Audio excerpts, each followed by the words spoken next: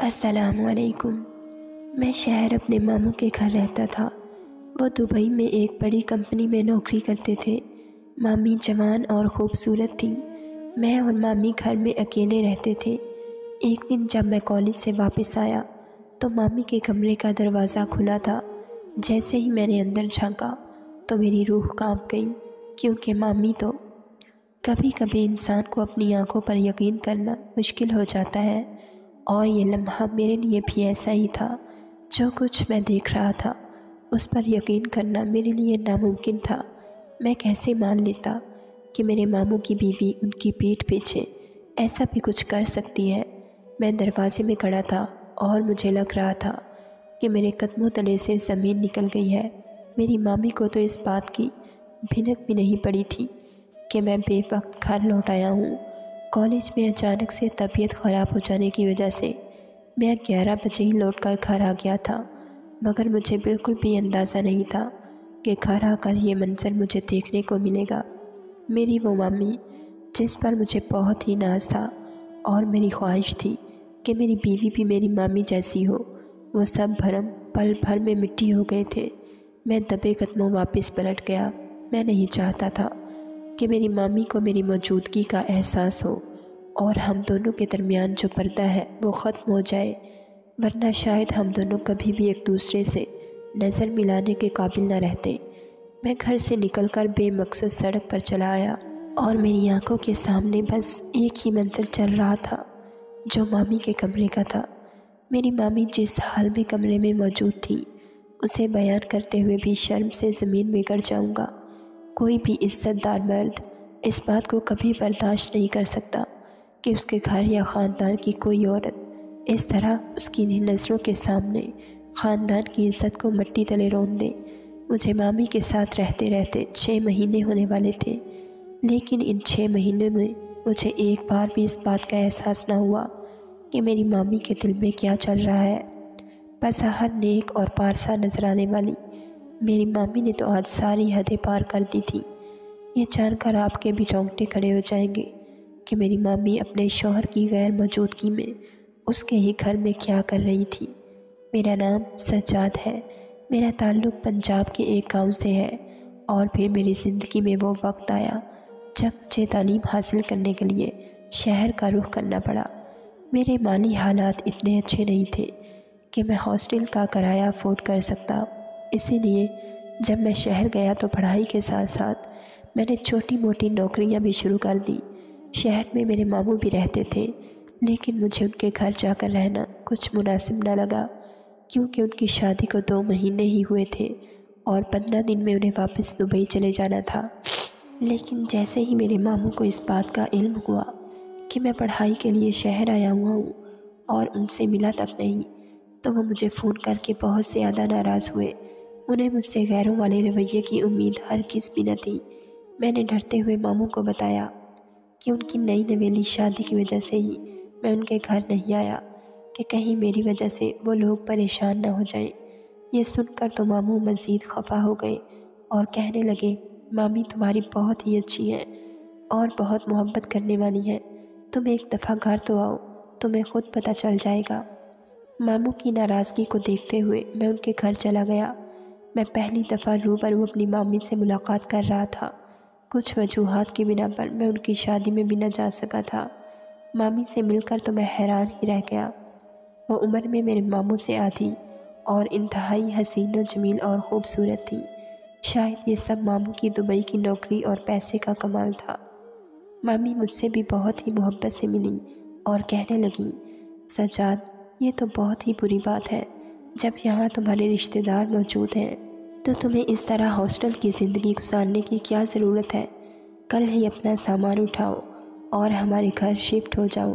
ابھی تمہارے ماموں کے جانے میں 20 دن باقی ہیں، اور تمہارے ماموں کے جانے کے بعد بھی یہ گھر تمہارا ہی رہے گا۔ مجھے تمہارے یہاں رہنے پر کوئی اعتراض نہیں، بلکہ اچھا ہے، مجھے بھی ایک سہارا مل جائے گا، ورنہ میں تو یہی سوچ سوچ کر پریشان تھی کہ تمہارے ماموں کے جانے کے بعد میں اکیلے کس طرح رہوں گی۔ مامی کی بات سن کر میں ان کے اخلاق اور انداز سے بہت زیادہ متاثر ہوا۔ ایسا لگ ہی نہیں رہا تھا جیسے ان کی اور میری پہلی ملاقات ہے۔ ماموں نے مجھ پر بہت زیادہ زور ڈالا کہ اب اگر میں ہاسٹل میں رہنے کی بات کروں گا تو وہ کبھی میری شکل نہیں دیکھیں گے۔ مجبوراً اگلے دن ہی میں ماموں کے گھر شفٹ ہو گیا۔ اس طرح مجھے پڑھائی کے ساتھ ساتھ نوکری کرنے کی بھی ضرورت نہیں تھی اور میں اپنی پڑھائی پر پوری توجہ دے سکتا تھا۔ لیکن مجھے کیا معلوم تھا کہ میرا یہ فیصلہ میری زندگی کا روک بننے والا ہے۔ 20 دن جھٹ پٹ گزر گئے اور ماموں کے جانے کا وقت آ گیا۔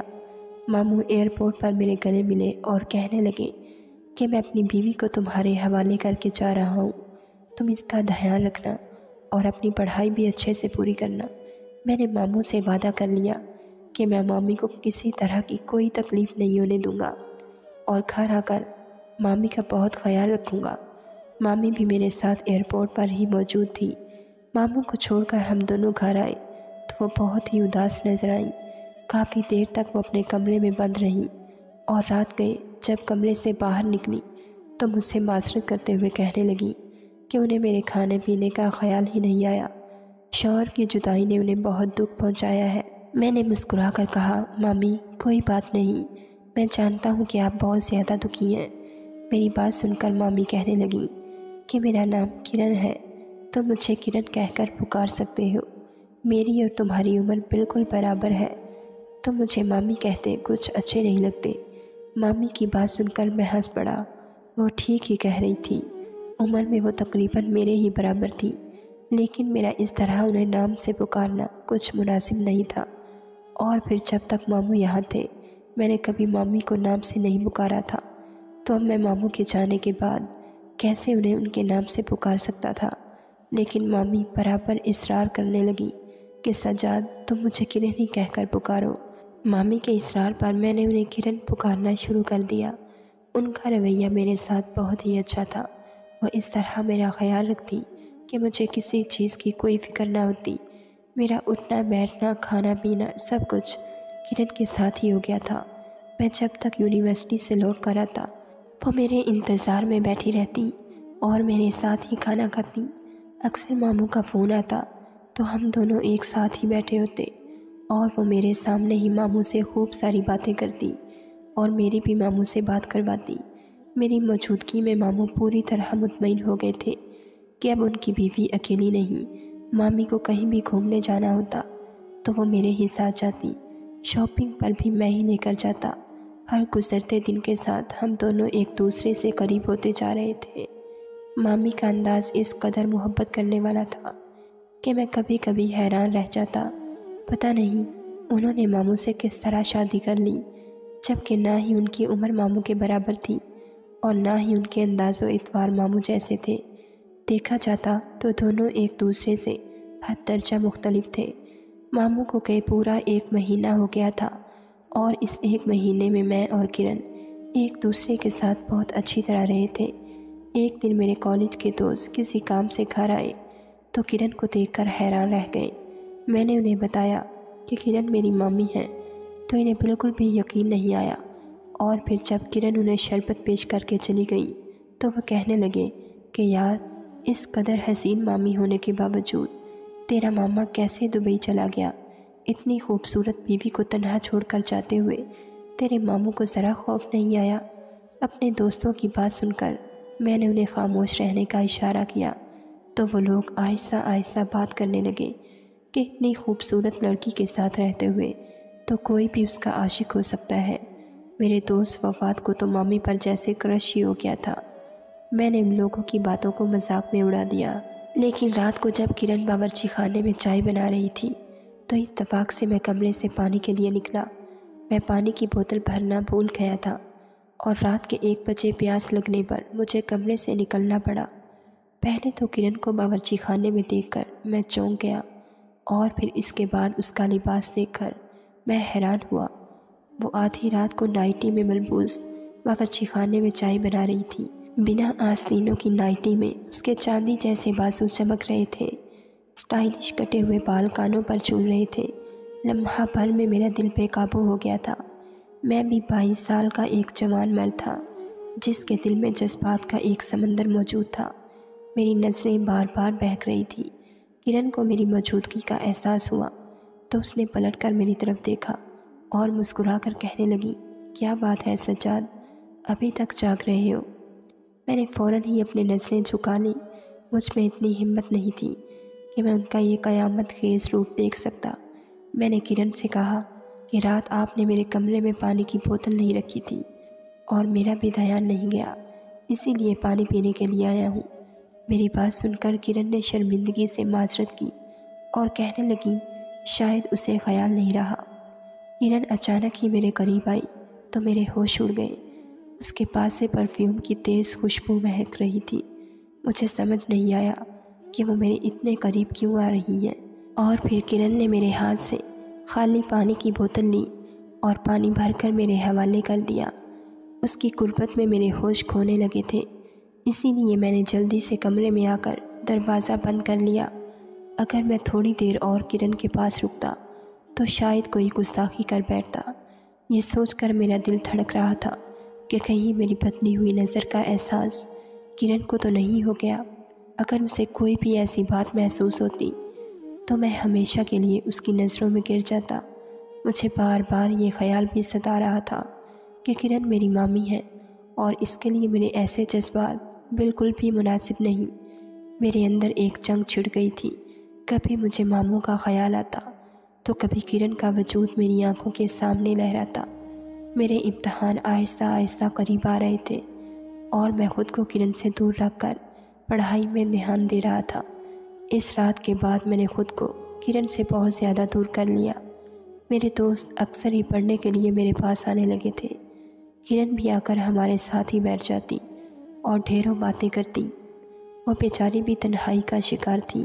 کبھی کبھی تو مجھے ماموں پر غصہ آتا کہ یا تو انہیں کرن کو اپنے ساتھ لے جانا چاہیے تھا یا پھر وہ خود ہی ہمیشہ کے لیے واپس آ جاتے۔ اپنی بیوی کو تنہا چھوڑ کر جانا کہاں کی عقل مندی تھی، لیکن ماموں کو اپنی دبئی کی نوکری بہت ہی زیادہ عزیز تھی۔ ماموں کو بھی اکیلے دبئی میں رہتے سالوں گزر چکے تھے، لیکن انہیں وہاں کے پیسے کی عادت ہو چکی تھی اور پاکستان واپس آ کر ان کا گزارا ممکن نہیں تھا۔ میرے دوستوں کے بھی مامی کے ساتھ اچھی خاصی دوستی ہو چکی تھی اور اب ہم سب کے درمیان ایک بے تکلفی والا ماحول رہنے لگا تھا۔ مامی خود ہی میرے دوستوں کو کہتی کہ وہ یہیں آ کر پڑھائی کیا کریں، اس طرح ان کا دل بھی لگ جاتا ہے۔ ہمارے امتحانوں کا سلسلہ شروع ہو چکا تھا اور کالج میں پڑھائی بھی بہت زیادہ ہو رہی تھی۔ میں حد سے زیادہ مصروف ہو چکا تھا۔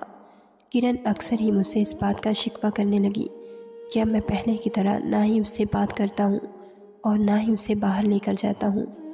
میں نے کرن سے وعدہ کر لیا کہ میں امتحانوں کے بعد اسے ضرور باہر لے جاؤں گا، اور پھر کرن کی ناراضگی کو دور کرنے کے لیے ایک رات میں باہر کا کھانا لے کر آیا اور ہم دونوں نے ایک ساتھ بیٹھ کر کھانا کھایا اور کافی دیر تک ایک ساتھ وقت گزارا۔ اس رات میں نے پڑھائی بھی نہ کی اور جلدی سو گیا۔ صبح جب کالج گیا تو باہر کے کھانے نے میری طبیعت خراب کر دی تھی۔ میرے پیٹ میں بہت شدید درد تھا اور مجھے قے ہو رہی تھی۔ میں گاؤں والا تھا، مجھے تازہ اور دیسی کھانے کی عادت تھی۔ شہر کا کھانا شاید مجھے راس نہیں آیا تھا، اور جب 10 بجے کے قریب میری طبیعت بہت زیادہ خراب ہوئی تو میں نے کالج سے آدھی چھٹی لے لی۔ میں نے سوچا تھا کہ گھر جا کر آرام کروں گا، کیونکہ مجھے جلدی ٹھیک ہونا تھا کہ میرے امتحانات اچھے ہو سکیں۔ مگر مجھے کیا خبر تھی کہ گھر جا کر مجھے ایک ایسا منظر دیکھنے کو ملے گا جسے دیکھنے کے بعد شاید میں اپنے پیروں پر کھڑا ہونے کے قابل نہ رہوں گا۔ میں عام طور پر فواد کے ساتھ ہی اس کی موٹر سائیکل پر کالج آتا جاتا تھا، لیکن آج فواد چھٹی پر تھا، اس لیے مجھے بسوں کے دھکے کھا کر گھر آنا پڑا۔ اگر فواد ہوتا تو مجھے اتنی پریشانی نہ ہوتی۔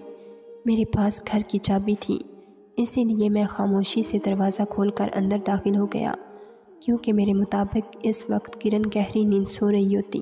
لیکن جیسے ہی میں کرن کے کمرے کے دروازے پر پہنچا تو میرے ہوش اڑ گئے۔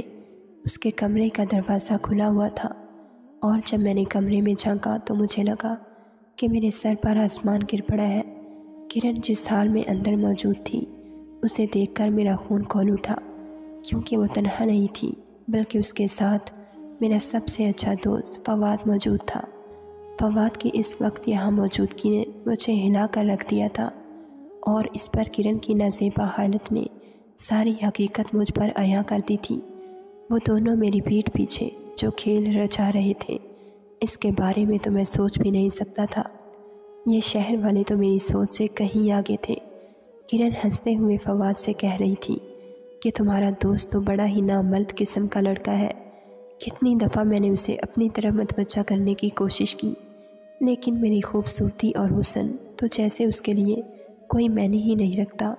اور پھر ہر گزرتے دن کے ساتھ مجھے اس بات کا یقین ہو گیا کہ یقیناً وہ نامرد ہے جسے میں پوری طرح تنہائی میں میسر تھی، لیکن اس نے میری طرف نظر اٹھا کر بھی نہ دیکھا۔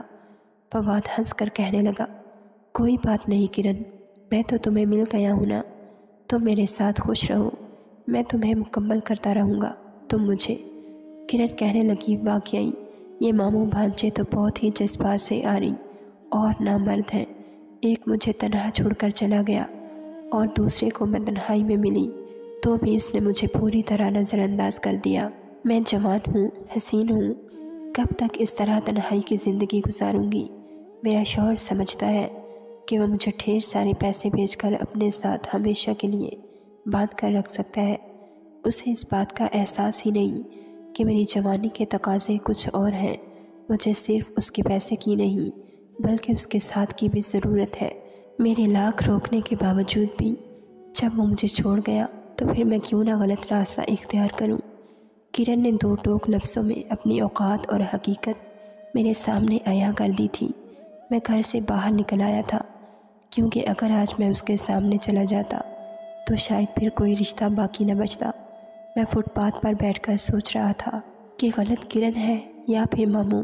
یہ سچ تھا کہ ماموں کرن کو تنہا چھوڑ کر چلے گئے تھے اور انہیں ایسا ہرگز نہیں کرنا چاہیے تھا، لیکن کرن نے جس طرح ان کے اعتبار کی دھجیاں بکھیری تھیں وہ بھی تو ٹھیک نہیں تھا۔ بہت سوچ سمجھ کر میں نے ایک فیصلہ کیا اور اپنے ماموں کو فون کیا اور انہیں بتایا کہ کرن ان کے بغیر بالکل بھی ٹھیک نہیں، وہ سارا وقت اداس رہتی ہے اور اگر ایسا ہی رہا تو وہ شاید تنہائی میں ہی مر جائے گی، اسی لیے ماموں اسے اپنے پاس بلا لیں۔ میری بات سن کر ماموں کہنے لگے کہ میرے لیے بھی تنہا رہنا بہت مشکل ہو گیا ہے، اسی لیے میں خود ہی اگلے ہفتے واپس آ رہا ہوں اور میں کرن کو سرپرائز دینا چاہتا ہوں، اسی لیے یہ بات میں نے اسے نہیں بتائی۔ ماموں کی بات سن کر میں مطمئن ہو گیا تھا۔ میں نے دوبارہ ہاسٹل میں رہنے کی بات کر لی تھی اور اپنا سارا سامان سمیٹ لیا تھا۔ میری مامی نے مجھے محبت سے اس لیے روکا تھا کیونکہ وہ میرا فائدہ اٹھانا چاہتی تھیں۔ جب میں انہیں میسر نہ آ سکا تو انہوں نے میرے دوست کو اپنا نشانہ بنا لیا اور اپنی ہوس پوری کرنے لگی۔ مجھے یقین تھا کہ ماموں کے آنے کے بعد وہ ایسی کوئی غلط حرکت نہیں کریں گی۔ میں نہیں چاہتا تھا کہ ان کا رشتہ ختم ہو جائے کیونکہ غلطی دونوں طرف سے ہی ہوئی تھی، اسی لیے میں نے ساری سچائی اپنے دل میں ہی دفن کر لی اور ماموں کے آنے کے بعد خاموشی سے دوبارہ ہاسٹل شفٹ ہو گیا۔ فواد کا اس گھر میں آنا جانا میری وجہ سے ہی تھا اور جب میں ہی نہیں رہا تھا تو اس کا وہاں کوئی کام نہیں تھا۔ آپ لوگ کمنٹس میں مجھے ضرور بتائیے گا کہ جو فیصلہ میں نے کیا وہ ٹھیک تھا یا غلط؟ کیا مجھے اپنے ماموں کو کرن کی حقیقت سے آگاہ کر دینا چاہیے تھا؟ اصل قصوروار کون تھا؟ کیا شوہر کو اپنی بیوی کو اس طرح چھوڑ کر پردیس جانا چاہیے؟ کیا آج کے زمانے میں خود کو گندگی سے بچانا ممکن ہے؟ میں آپ کی رائے کا انتظار کروں گی۔ ناظرین، اگر آپ کو ہماری ویڈیو پسند آئی ہے تو لائک ضرور کیجیے اور ایسی مزید ویڈیوز دیکھنے کے لیے ہمارے چینل کو سبسکرائب کر لیجیے۔